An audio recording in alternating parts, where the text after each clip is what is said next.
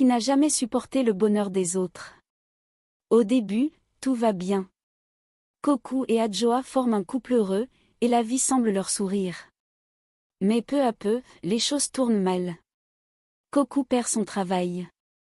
Son entreprise, autrefois florissante, fait faillite. Les clients disparaissent, les dettes s'accumulent, et Kokou se retrouve au bord du gouffre. Pire encore, Adjoa tombe gravement malade, comme si la malédiction s'abattait sur eux avec une force implacable. Désespéré, humilié, Kokou n'a d'autre choix que de retourner au village. Imaginez la scène, lui, l'enfant prodige, celui qui avait réussi, revient à Kpoji les mains vides, le cœur brisé. Les regards sont lourds, les murmures encore plus. Vous avez vu Kokou? Il est revenu, lui. Mais cette fois, ce n'est plus de la fierté dans leur voix, c'est de la pitié. Kokou sombre dans la misère. Il vit dans une petite case délabrée, incapable de subvenir aux besoins de sa famille.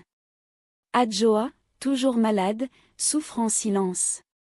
Kokou, lui, est rongé par la honte et le désespoir. Il se sent comme un arbre déraciné, incapable de retrouver sa place. En voyant Kokou dans cet état, elle ne peut rester indifférente.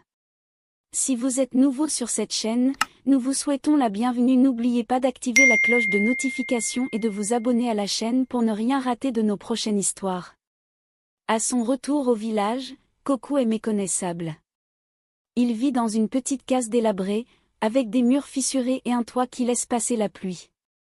Adjoa, sa femme, est toujours malade, alitée, son visage autrefois radieux maintenant marqué par la souffrance.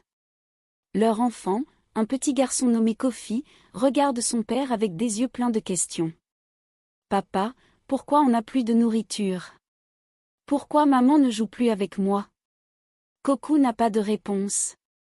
Il se sent impuissant, comme un arbre secoué par une tempête, prêt à tomber à tout moment. Les jours passent, et la misère s'installe. Kokou essaie de trouver du travail, mais dans un village comme Kpoji, les opportunités sont rares. Il se propose pour aider au champ, mais les récoltes sont mauvaises cette année. Il essaie de vendre quelques peintures, mais qui achèterait de l'art quand on a à peine de quoi manger? Kokou sombre dans la dépression. Il passe ses journées assis devant sa case, les yeux perdus dans le vide, se demandant où il a fait fausse route. Et puis, il y a les regards des autres. Dans ce village, tout se sait, tout se voit. Les anciens qui autrefois le félicitaient maintenant hochent la tête avec pitié. Vous avez vu Kokou?